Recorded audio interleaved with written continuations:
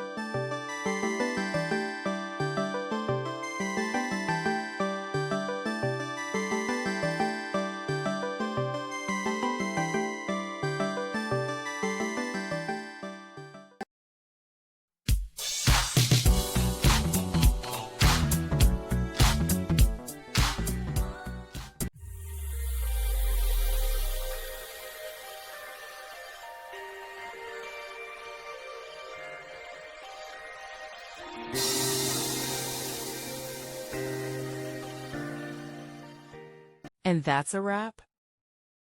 I hope you found the answer you were looking for. If you did, take a second to hit that subscribe button. It really helps out. And let me know in the comments which solution worked best for you. See you next time in the debug zone.